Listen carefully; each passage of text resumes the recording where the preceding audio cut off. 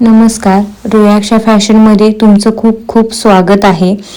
तुम्ही माझ्यासमोर एक साडी पाहताय, ज्या साडीवरचं डिझाईन जे खालीच्या साईडला जे डिझाईन आहे ते मला आवडत नाही आहे किंवा मला सूट करत नाही आहे.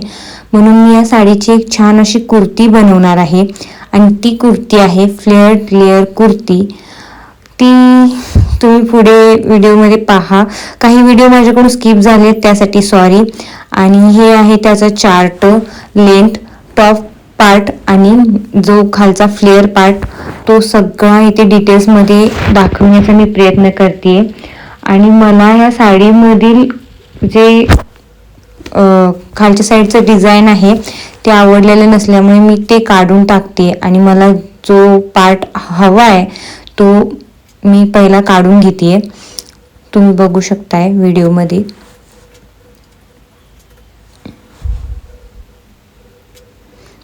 हे सगळं काढून घेतल्यानंतर त्याच्यावरची लेस सुद्धा मला नको होती, म्हणून मी ती काढून टाकली. आणि आता हे असं फॅब्रिक मी घेतलंय काढून. आणि आता वरचा म्हणजे फ्रंट टॉपचा पार्ट मी तुम्हाला दाखवणार आहे. त्यासाठी मी अस्तर घेतलंय आणि आता त्याची उंची मी घेणार आहे 15 इंच. 15 इंचावर इथं मी मार्किंग करते. आणि त्याचा शोल्डर आहे 5.5-6 इंच. जास्तीत जास्त तुम्ही 6 इंच घ्या, कारण टॉपसाठी ते बेटर असतं म्हणून.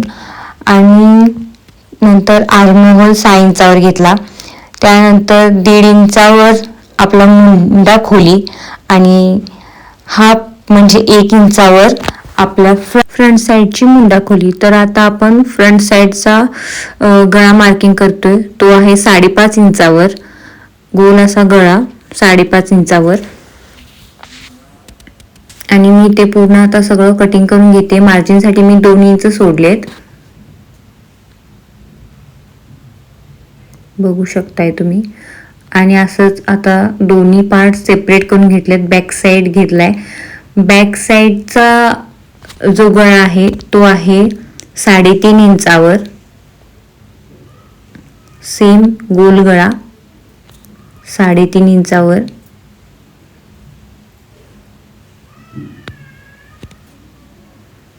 आता बॅक आणि फ्रंट साईडचे दोन्ही गळे मी कट करून घेतलेत. आणि फ्रंट साईडचा जो भाग आहे तो मी फॅब्रिकवर ठेवून कटिंग करते, ते तुम्ही बघू शकता व्हिडिओमध्ये. आणि असंच सेम तुम्हाला बॅक साईड सुद्धा काढायची आहे. कटिंग करून घ्या.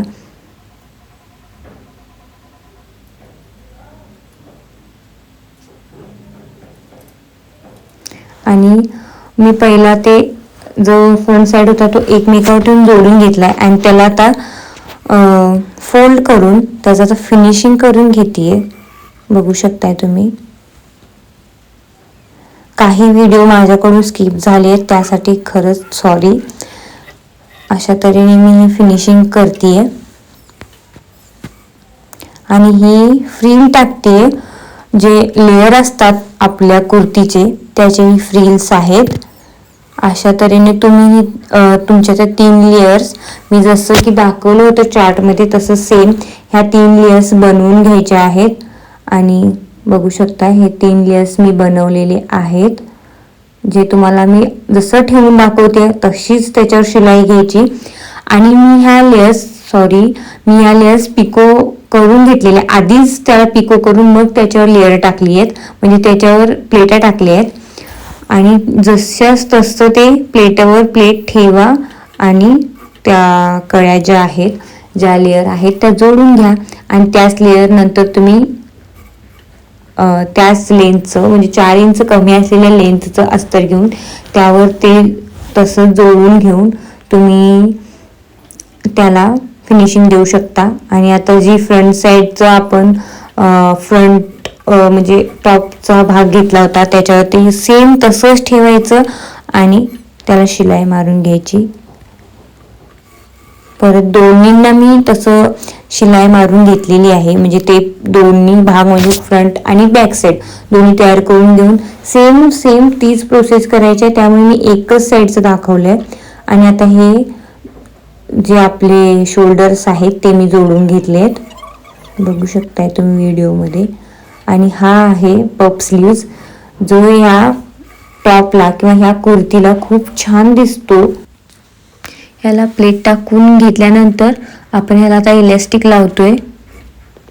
बघू शकताय, आपल्या हाताकडच्या साईडला इलॅस्टिक लावायची आणि असाच हा आर्महोलला म्हणजे आपला जी मुंडा खोली असते त्याला जोडून घ्यायचा. वरच्या साईडला सुद्धा अशा फ्रिल्स टाकून घ्यायच्या.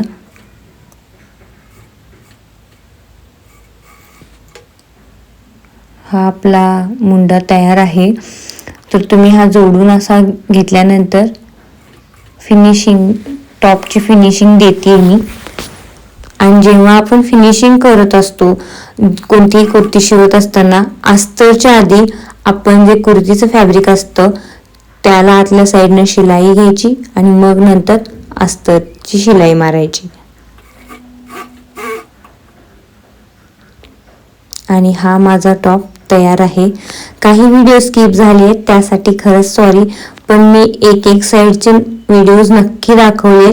सो त्यावरून तुम्ही तुमचा टॉप शिवू शकता. तुम्हीही असे टॉप ट्राय करा, खूप छान दिसतो हा टॉप. बघू शकता, मी जे मगाशी सांगत होते ना कसं जोडलंय ते यामध्ये तुम्ही बघू शकताय व्यवस्थित.